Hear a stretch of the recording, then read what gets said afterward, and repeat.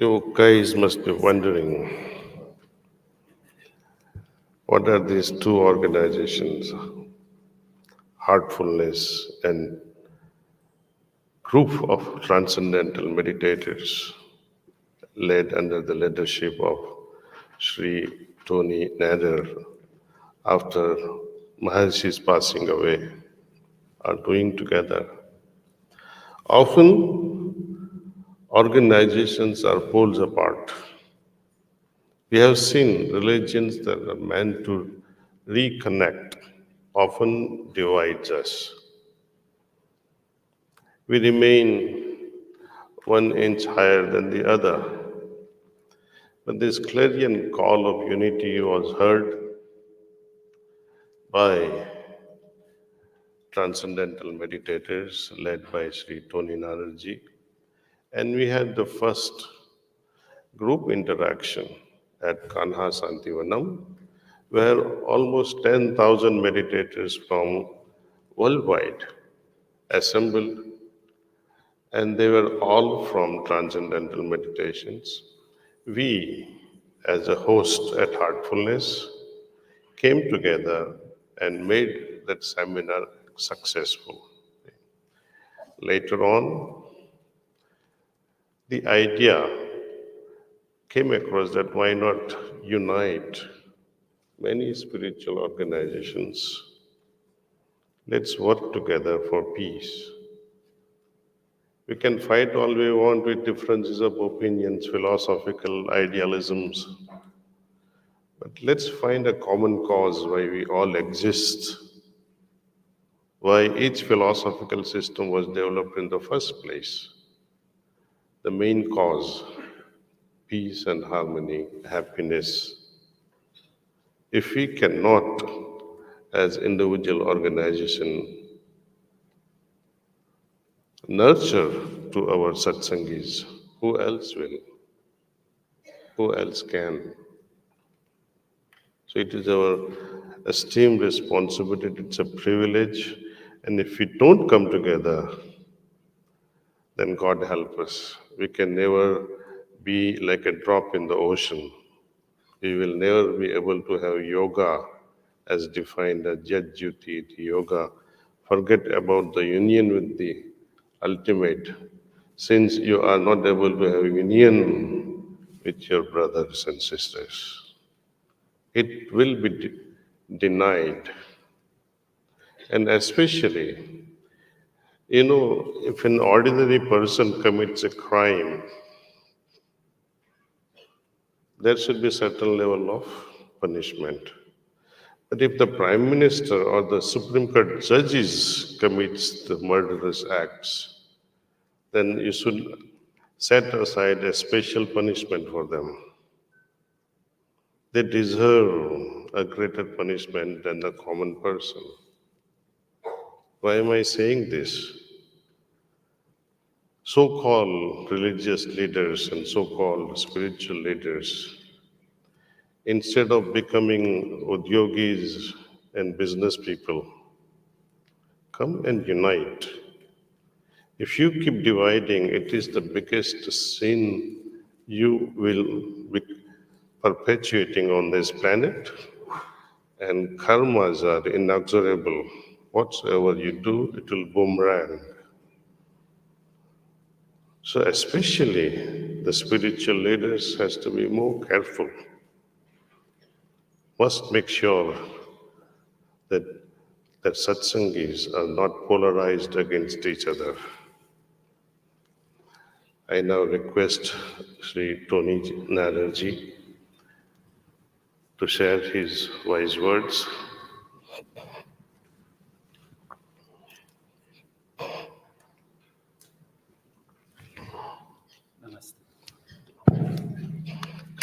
Namaste, Pranam. Shri Daaji, it's a great honor to be with you and all this august assembly, and to have the opportunity again to thank you for your big heart. Heartfulness is a theme, inner peace and outer peace we have experienced and lived together under your blessings in the great Kanha, Shanti, Vanam, and all our 11,000 people who have come from 139 countries felt the big heart that you have and that all your staff and support system have expressed and shown us.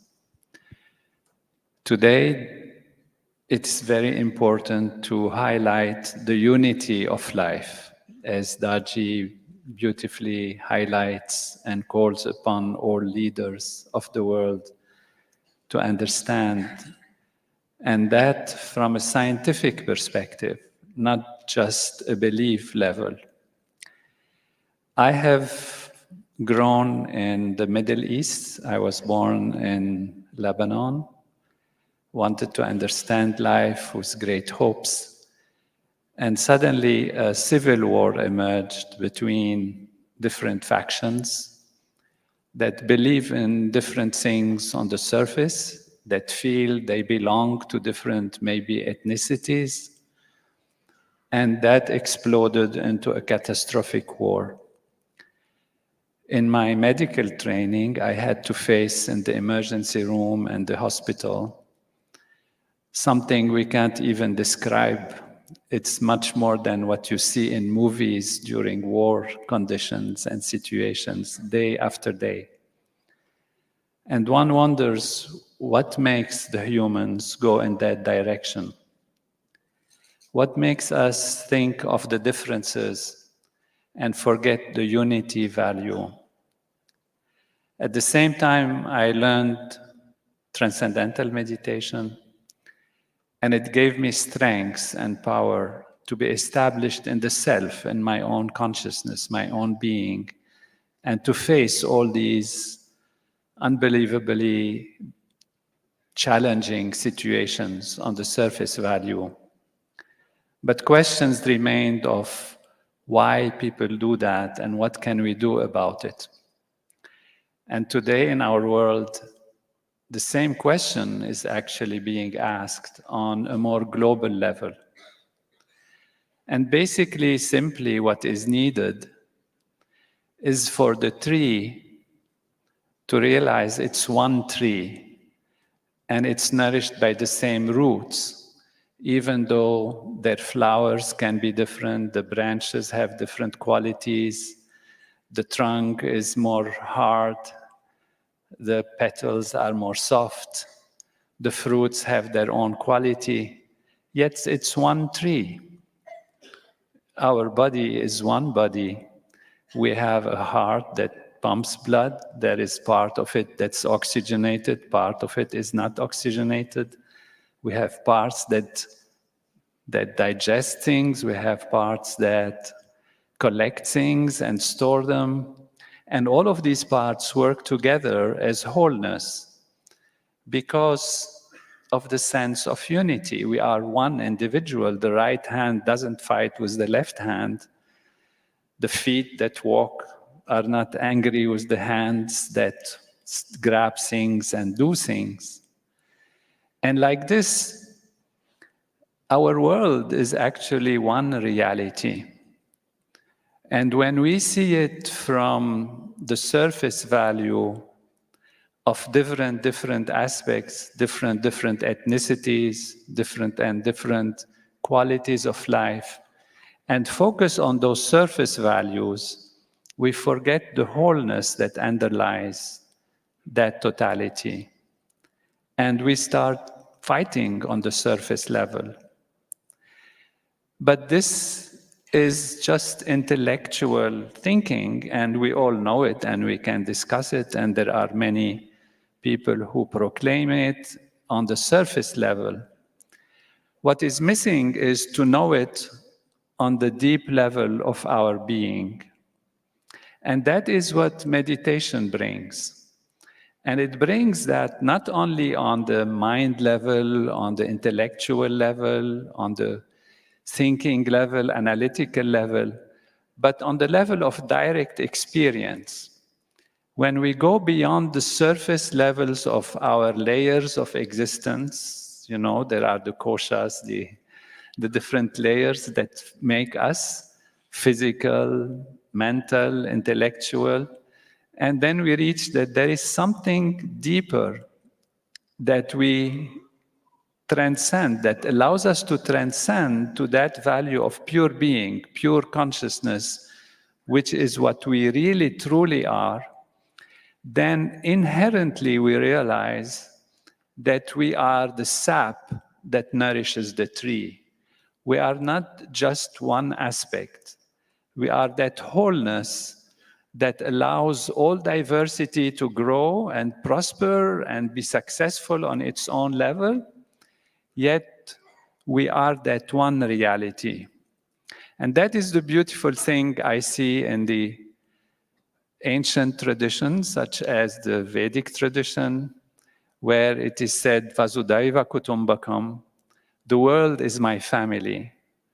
And what this means is not just humans are my family, but also the rivers, the trees, the animals, the environment. All of this is myself. When you say my family, it means it's yourself. And when you have that self-value well established in you on a broad level, rather than a narrow understanding of my little self that is hiding in my skin and this body, but it includes my friends, it includes my family, it includes my community, it includes my country, it includes my world. Then you see that together we are like these different aspects of our physiology. The heart, the river, the hand, the feet, they do different things. And that is what makes us able to do so much. And so those diversity values are not to be eliminated. They are to be highlighted and strengthened, but not become the reference for fear of the other, for anxiety about protecting myself because the other might take something from me. And what all of this unifying value is, truly. Unifying value can be expressed in many levels, and the highest, most beautiful level that expresses the unifying power of life is love, is the term love. And that is where we honor and praise the Heartfulness movement and Daaji's mission to unify.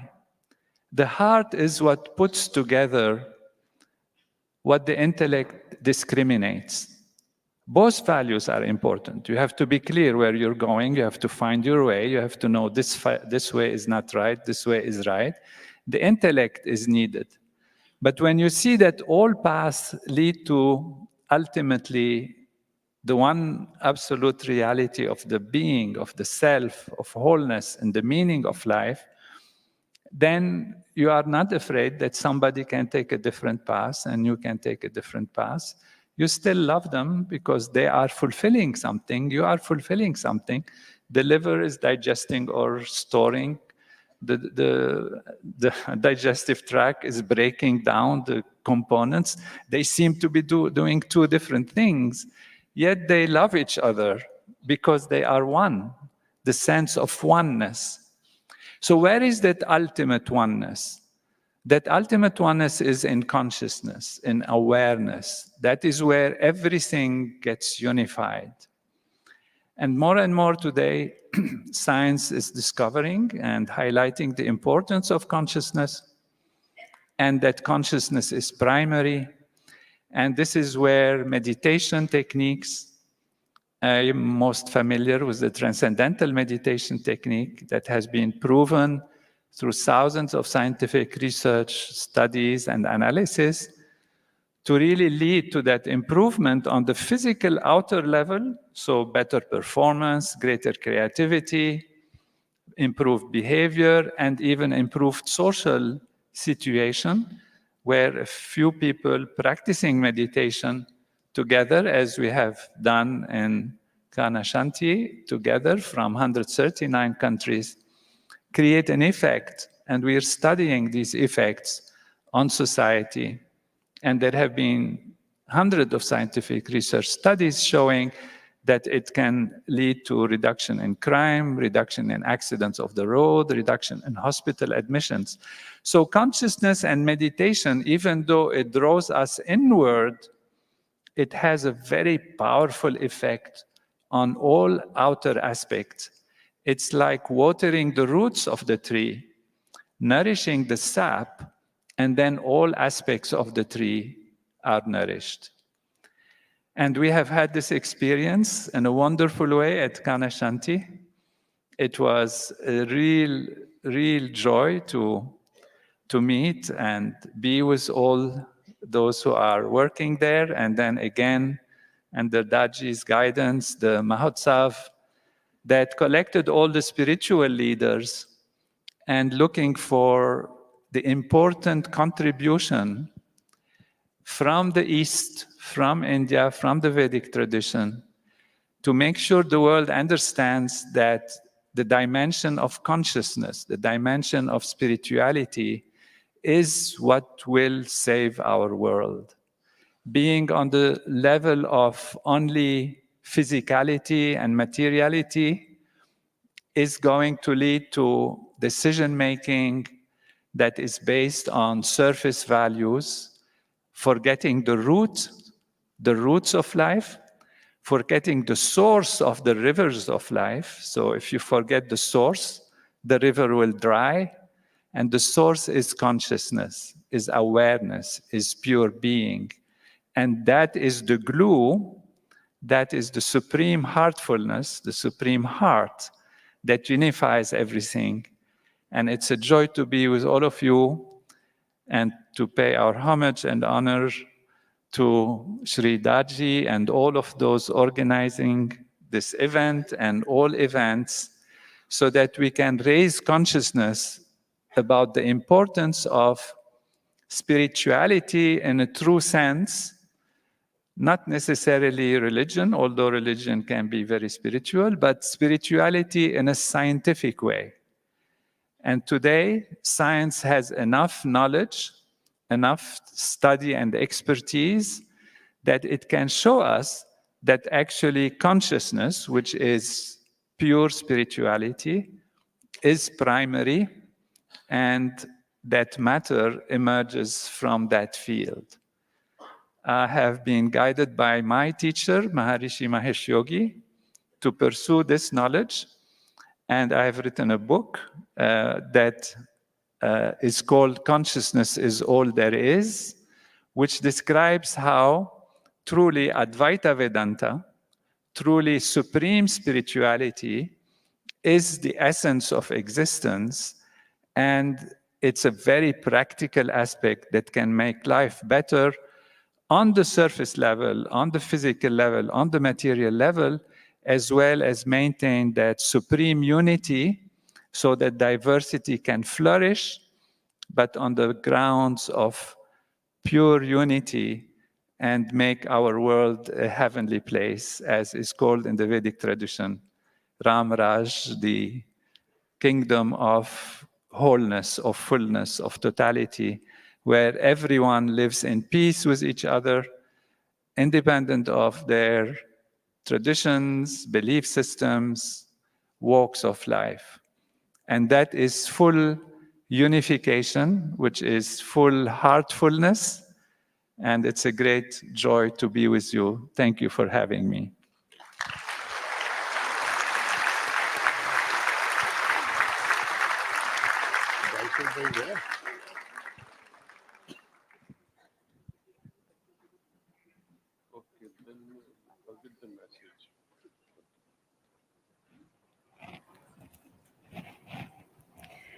Thank you so much. We do have a few questions for Daaji from the audience. So if it's okay, Daaji, could we just read those questions to you and you could answer them? we'll take we'll take only 4 or 5 of them, we promise. Okay. All right. So we have one question that said, we all know what is heartfulness, but why an emphasis on the heart? And how does it empower humanity? Because that's the topic, empowering humanity through meditation. How does it empower humanity, and why the emphasis on heart? Why not?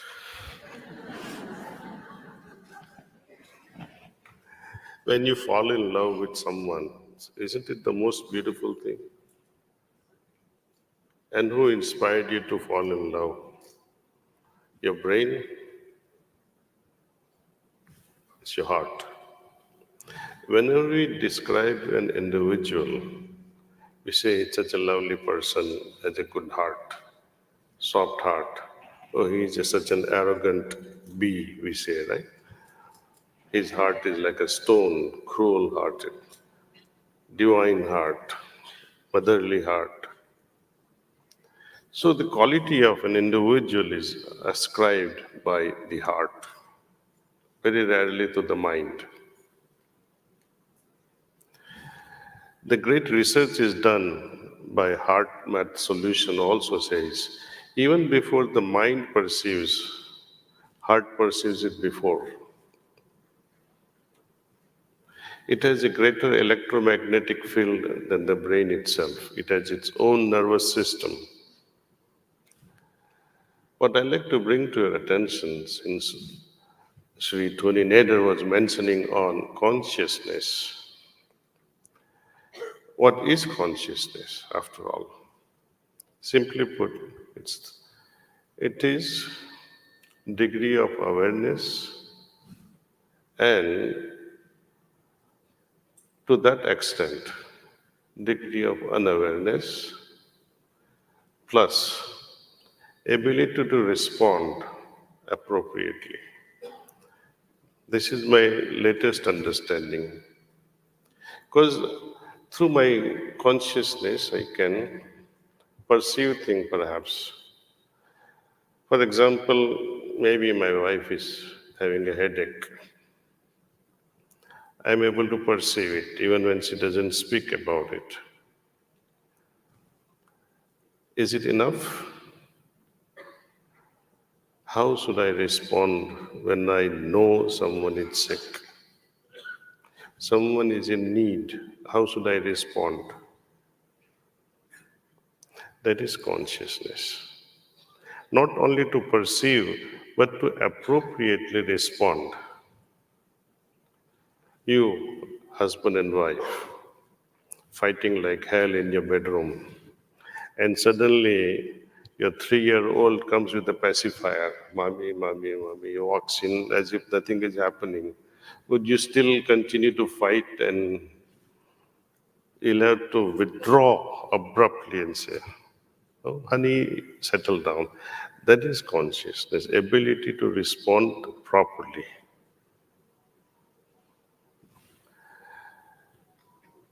Now, how does this consciousness play out?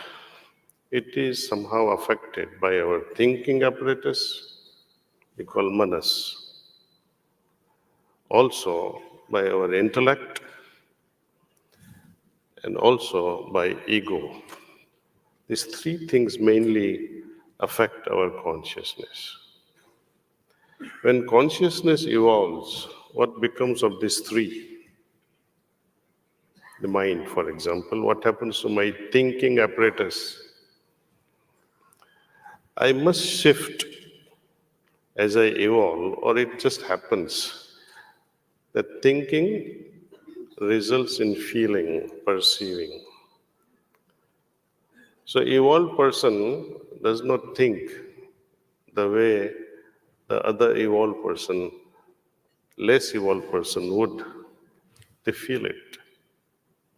And I have noticed this in my business days when I was running my pharmacy business in New York City.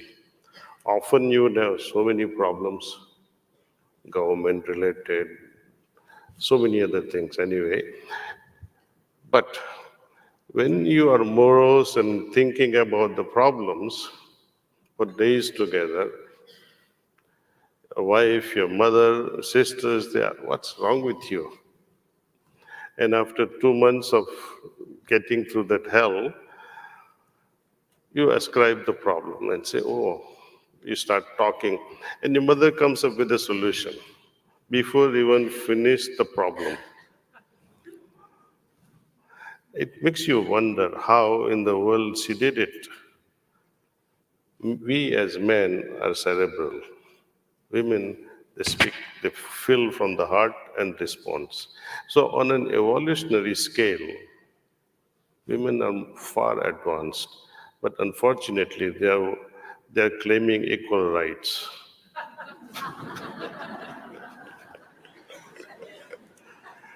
Why do you want to lower yourself?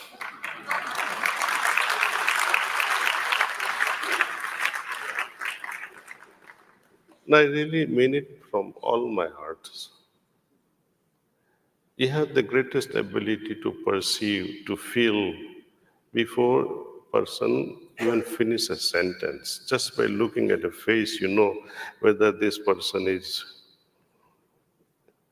what happens in the airplanes. Someone looking at you all the time, and you feel like slapping that person, right? Someone just looks at you and puts his head down, or the next door passenger still keeps doing this to you. You feel as if your whole body shrinks. Man, if a lady is looking at him constantly, what happens? It will be exactly opposite reactions. If someone is touching him, he'll say, he'll go. That is consciousness. How each one responds it depends upon their evolution. This is the practical application of why one should evolve at a consciousness level. First, how to channelize my thinking and how to respond with my heart. Mindfulness is great. We have to integrate it with heartfulness. Otherwise, it will remain a mental jugglery, perceiving all the time my breath. You get headache sometimes. Watching breath all the time, my right nostril, my left nostril, and sometimes you forget to breathe also. Say. And what happens to your awareness then? Say? So heart is all about responses. And when we listen, if the intent is going to be from here, then you'll be also struggling to respond from here. You're struggling to respond while listening. Don't do that. Listen completely from your heart. Resonate with the person. In Hindi we say bhav, abhav, and prabhav. When someone approaches you with bhav, you perceive that. Bhav means with affection. Someone approaches you with affection, with love. How should my response be? Affection and love. When someone approaches you with abhav, means some level of deficit, some help they are seeking. How should I respond? Fulfill that deficit, means help that person. And someone approaches you with prabhav because they are so impressed, be grateful to God. So these are a few, I would say, signals of evolving heart, how we respond. And this response is always from the heart. Often people ask me, Kamlesh Bhai or Daaji, why do you recommend meditating on the heart? I say, would you try to feel something with your feet? Of course, you can feel something with your feet when there's a thorn or something, the physical object. Can you feel something with your liver or kidney? No. You can see things with your eyes, but heart is the only instrument through which one transcends all senses. Number one. Number two, when we refer to Holy Scriptures, be it Bible or Gita, there's so much of great praise on heart, the value of the heart. All the temple lovers, I do like temples. You can go there and worship, but don't think God exists there only. This morning, one counselor met me and she says, I'm writing a book, Seek Within. But she was emphasizing, is he not in the church? I said, why are you writing this book? That indwelling entity is in your heart, nowhere else. In Vedas and Upanishad, of which we are so proud of, not even once there is a mention of temple. Try to read it. You may not know Sanskrit. Refer to the English translation and search the word temple. Not even once. But more than 180 times there is a mention of Hridayam, the heart. Gita talks about similar thing. Lord Krishna says, when Arjun asks him the fundamental question, Lord, you have shown me this Vishwarup. How in the world the posterity will know you? Lord Krishna says, Hridayame pashyasi. Look myself in your heart. And where are we looking for them today? Outside.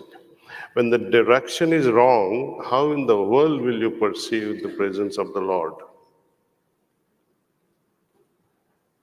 We bow before entities outside.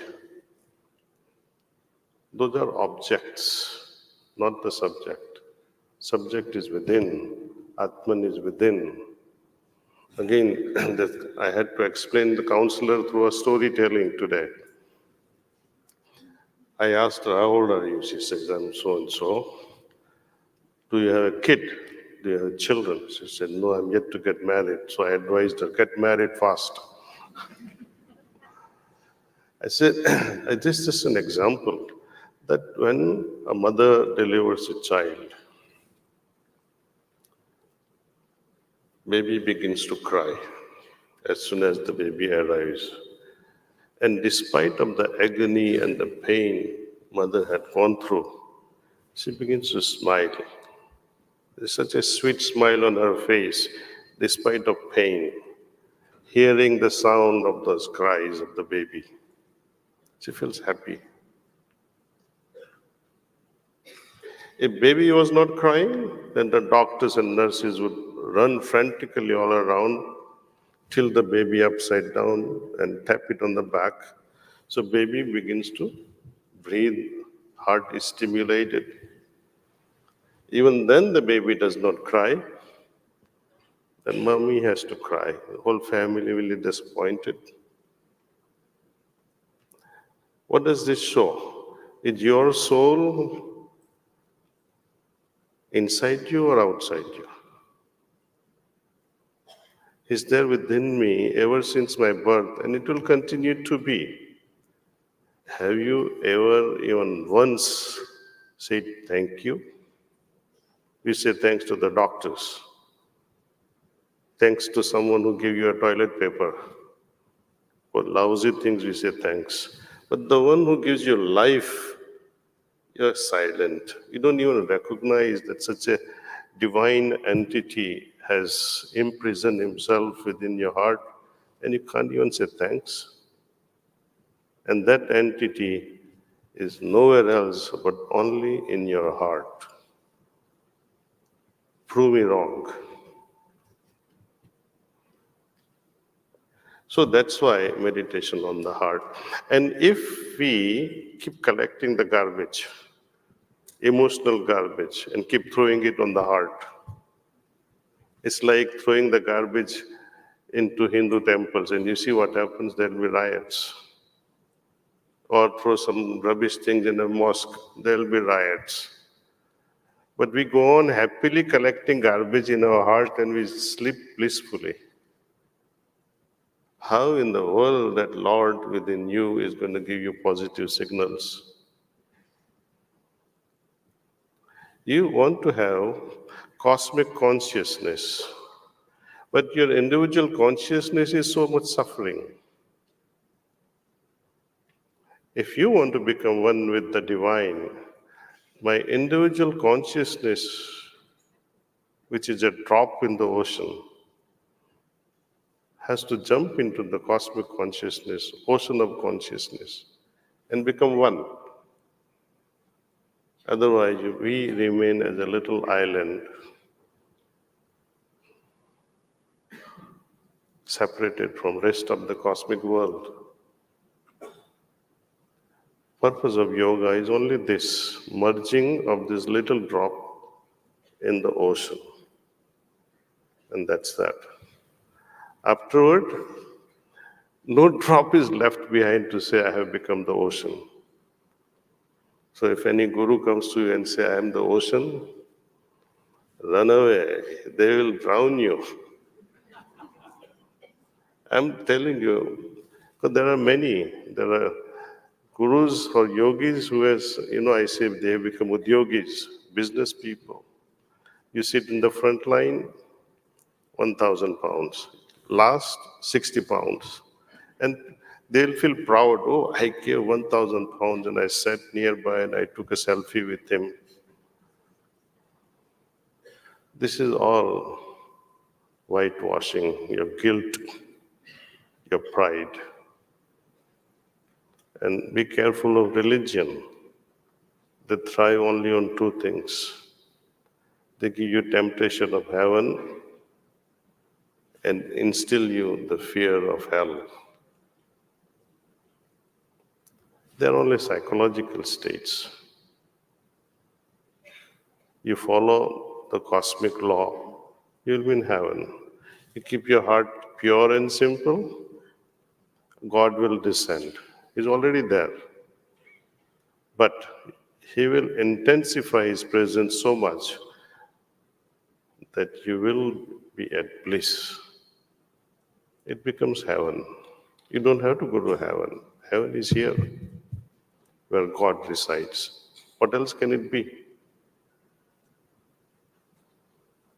So heart has everything to do with our day-to-day life.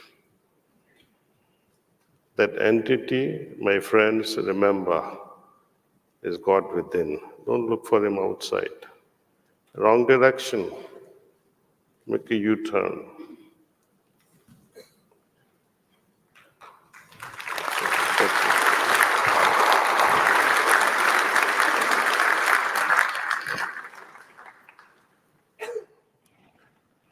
We have members of the audience. Could we have thank you. We would really like to know more about the book, Spiritual Anatomy, and the anatomy of the soul, and how our journey progresses. Perhaps you could share more on that. Oh, sorry, Daaji, he said speak English. Perhaps you could tell us more about your book, the recent book, Spiritual Anatomy. What made you write the book, and how you believe it can help new seekers? Oh, it will not help new seekers. You will get really confused. No, I really mean it. It's too heavy for the new seekers. It's good to read and forget it. Don't try to understand that book. Read it and just forget it. Start with the practice. The spiritual anatomy is all about what you can expect on your journey. And if you know that much, it's enough. But trying to figure out how Kundalini works and how Sahasradhara Kamal works and how the Brahmarandra works, then you'll be lost. What I would like to see is that begin with small steps. Little by little, every day, little dose of purity. Every day, little more dose of purity. If you try to become completely pure, you won't recognize yourself. You will be in such a trouble, like seeing yourself inside, oh, I don't know this person. So slow. To the extent you can tolerate purity, move on to that extent. Try to become purer and see. You will say, oh, I don't want to become completely pure. What will happen to my short and what will happen to my wife and all that? See, people will start wondering, what will happen to my appetite of all sorts? But spiritual life is not against the material life or bhautik jivan, as we say in Hindi. They must be integrated. Heartfulness does not recommend celibacy. Heartfulness also does not recommend complete green card, that you can be so promiscuous also. No, you must lead a balanced life. Why did I write this book? But there were too many questions because Babuji wrote few pages. It was a concentrated dose and hardly anyone could understand. Babuji means my Guruji. He gave few hints here and there. So I have tried my best to ascribe in a mundane way how to move forward, what can intensify our journey, how it can become accident proof, and few warnings on the way. Somehow my master hesitated giving warnings because he thought you're interfering in people's life. He was very generous. He would not make you feel guilty. So I have tried my best to make you feel guilty, see. Okay.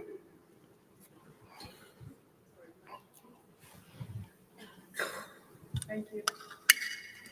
One more question, Daaji, if that's okay, and then we'll go to a demo of Brighter Minds. So the question was, Daaji, how do you afford to keep Heartfulness free of charge?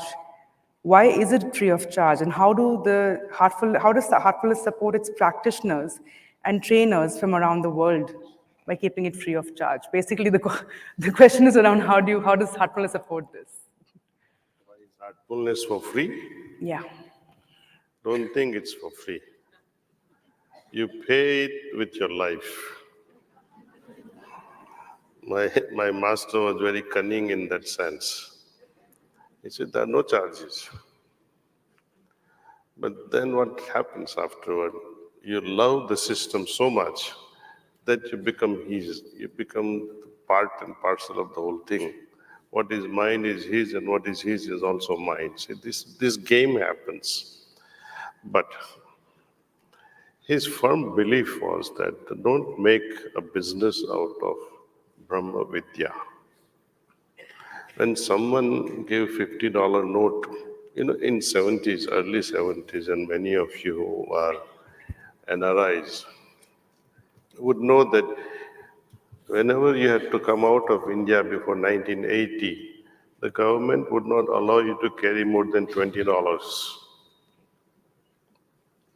That was a restriction. So in 1972, when someone gave him $50 bill in Washington, D.C., hey, master, I give you $50. Then he was an old man, my master. He was 73-year-old then. And he didn't know what that currency was also. So he asked our secretary, what is he doing? So he asked the person who was giving $50 note, it's for my liberation. So my Guruji laughed and said, Brahma Vidya is not for sale. If it was for sale, how much would you give? If you could give, why do you need Brahma Vidya?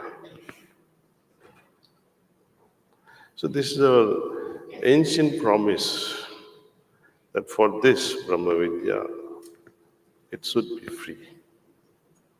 If someone wants to contribute for a cause, it has to be voluntary, see. You cannot demand for it. For these facilities to be utilized, of course, there will be some expense, and for which each one is contributing something, and for which we are grateful. If there was a deficit, somehow we'll make it up. because there are enough generous people also. But spirituality is never for sale, and don't think you can buy it also. Thank you. Thank you, Daaji.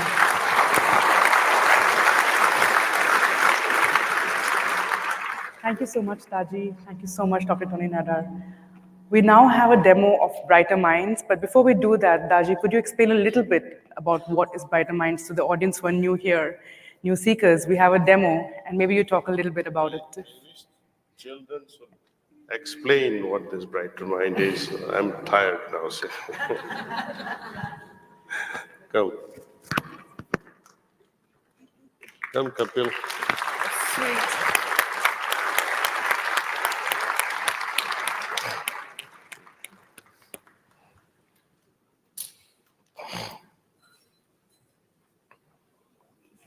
Good afternoon, everyone. So we're just going to have a quick presentation about Brighter Minds. Firstly, I'd just like to introduce all of us. My name is Kapil, and I'll just pass the mic around for everyone to introduce themselves. My name is Tia. My name is Shivani. My name is Nandini. My name is Sakit. My name is Sharad.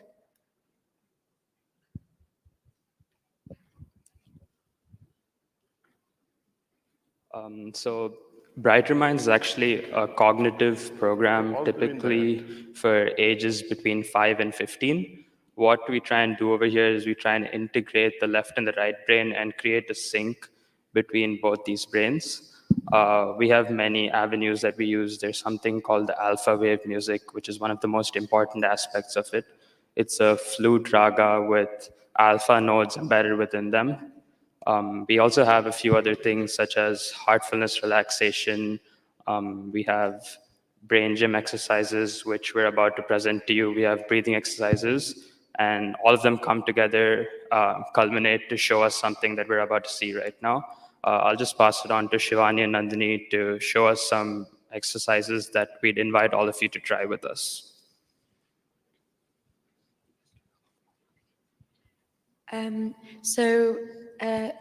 We want to show you guys some hand exercises which incorporate both sides of your brain. So the first one is pinky thumb switch. So basically you do like a thumbs up, and feel free to join in, and then you switch it sideways, and then you have your pinky finger on the other side. And then you do that, and then you switch them. And you do switch them. And you switch them. Can you guys do it?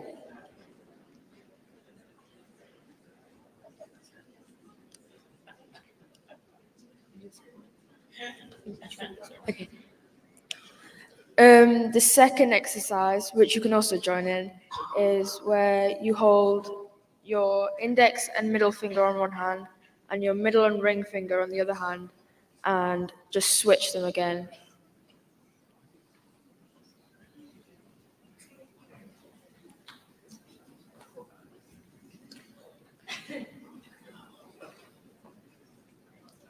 I see some of you guys can do it.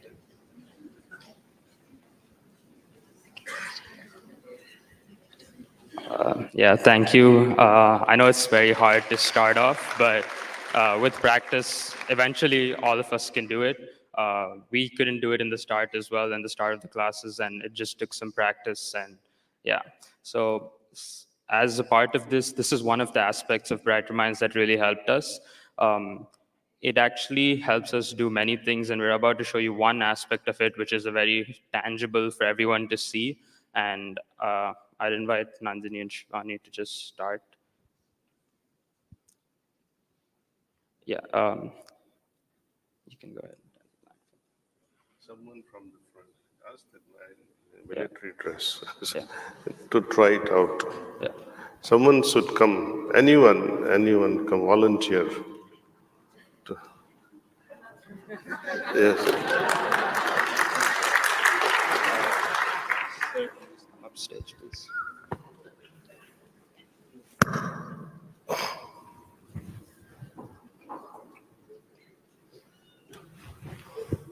आइए sir अच्छा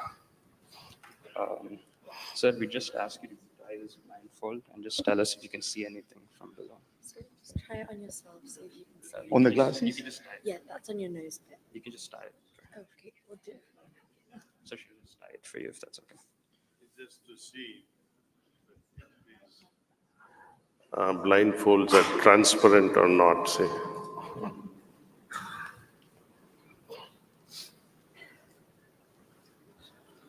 Sir, can you see anything? Yes, just darkness. Yes, sir. We'll just ask you to remove it, and so we can just show you. But please stay on stage, sir. We'll require you for a couple of more seconds. Stay here.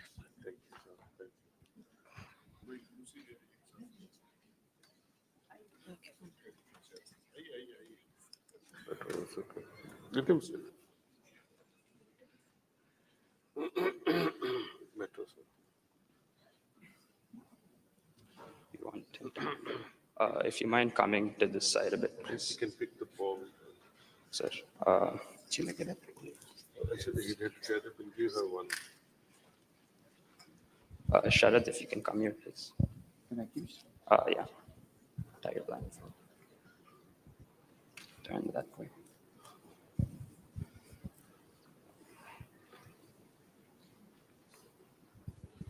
Just turn around. So if you can just give me a ball. That's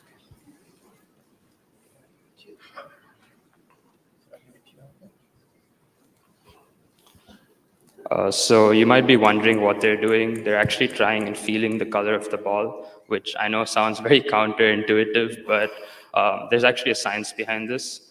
What we do is basically when we see normally, we just see photons reflecting off any objects and reflect back into our retina, and that's how our brain processes images. But what we don't know and what scientists have recently, I think they're working on discovering, is that mammals have the ability to perceive photons with other sense organs as well, such as skin. And that's what they're doing. They're trying to perceive the color using their touch sense. You'll see a lot of kids smell the color. They'll try and put it next to their nose, and sometimes they'll put it against their ears, as he's doing right there, try to hear the sound. So essentially, they're seeing through their other sense organs, which can be called sensory substitution as well. Are you guys ready? You can sound. Is it red? Red. Yeah, that's right.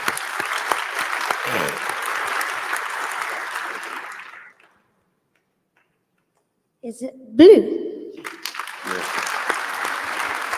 guys can take off your glasses. You solve the puzzle. You guys can take off your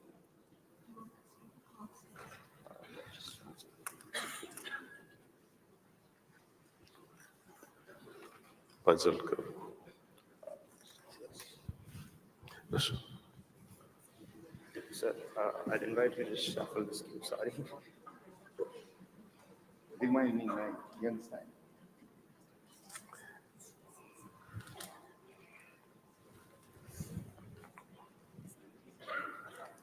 You can't stop it. Let them parallelly start.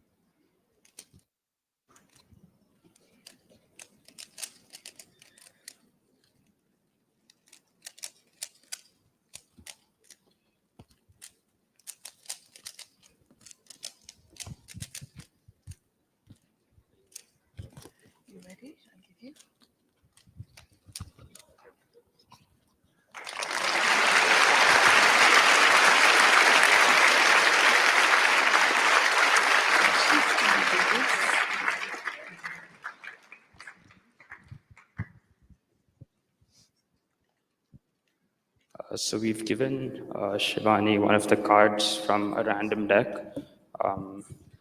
And we're just giving another card. Just don't tell him what it is. So we're just trying to see if he can identify the card. Saket, I'm giving you a card right in front of you.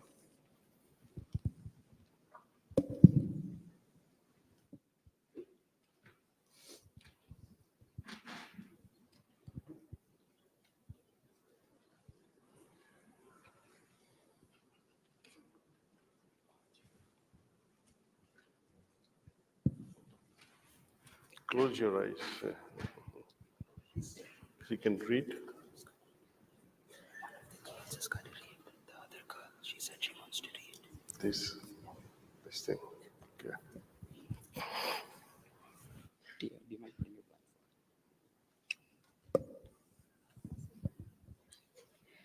Is it a grey triangle? Yeah, it is a great triangle.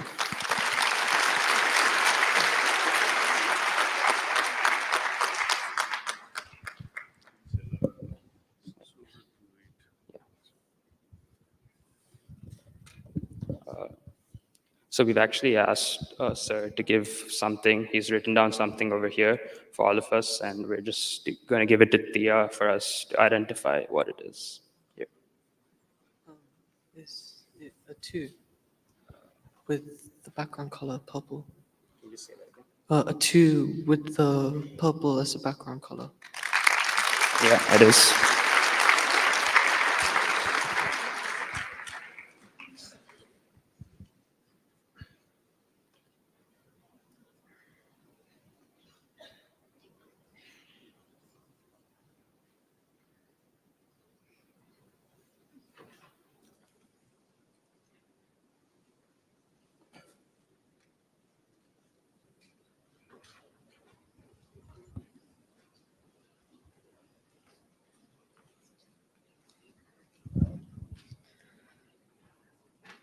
Is it God bless all of us? Yeah, it is.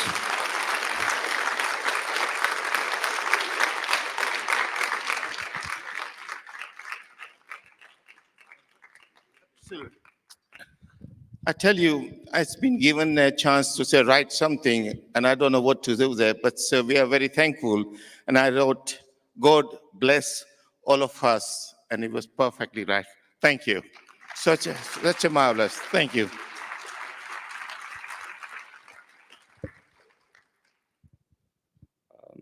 We just need about 2 minutes of more of your time. We just want to quickly touch upon the aspects of how it's really helped us just to close this. Because, I mean, this might seem like a magic show to you. Some of you might not believe it or whatnot, but there's actually a lot of science behind this. But just to close it, we'd like to talk about the real benefits of it. And I'd just like to pass the mic around just for all of them to tell us how it's just helped us really quickly. So, yeah. I think Brighter Minds has helped me in a way that my gut feelings and intuition has got much stronger. Like, I'll be doing something and I have a feeling like, bring this or don't do that or don't wear this because you'll lose it. A lot of the times I don't actually listen to the feeling because I think, no, I'm just overthinking it. It won't actually happen, but it ends up happening and then I regret not doing what I was meant to do. For me, Brighter Minds has helped me focus on other senses, and it's also just helped me focus in general in things like work and when I'm going to an exam. It's helped me focus and make decisions on the right answers. As the captain of my cricket team, Brighter Minds has helped me with my decision making and generally interpreting the game better. Brighter Mind has helped my cognitive ability. So, for example, if I couldn't solve a problem, something would just click at the back of my mind and I would easily be able to solve it. And that's how it helped me. Brighter Mind has helped me in many ways. An example could be in my sense of navigation. Like I go swimming 3 times a week, and if I can't see in the water, then I just use vitamins.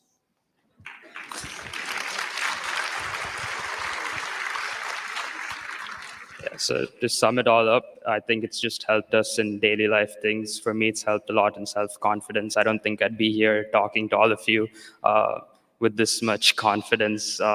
Honestly, before the program, I'd probably not be able to say anything and probably be stuttering here the whole time. So, I mean, I'd really attribute all of that to Brighter Minds. And yeah, thank you everyone for patiently listening.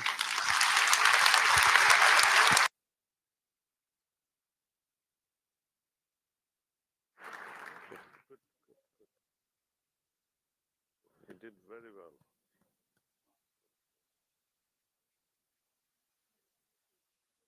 Then give your UK stuff and then they'll leave. That's, Basically, Daaji and Tony be here when you talk about the UK connection, how to get to UK and all of that. Your last closing comment. But no closing remarks from them. They're just going to sit. And then they'll listen to you and then they'll leave.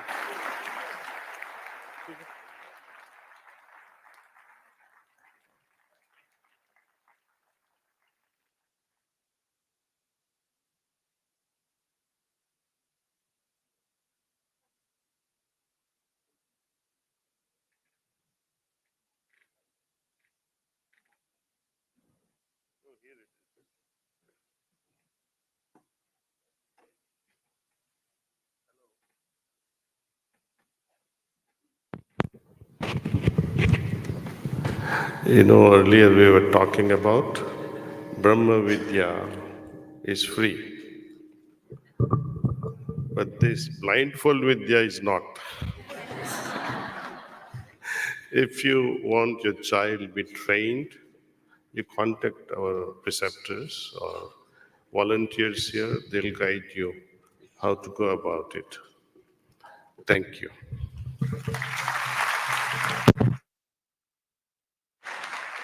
Daaji, I want to thank you for having us here and for having us again in Kanha Shanti. My book comes in August this year, so it's not published, but I printed specially for you a copy that I'd like to offer you.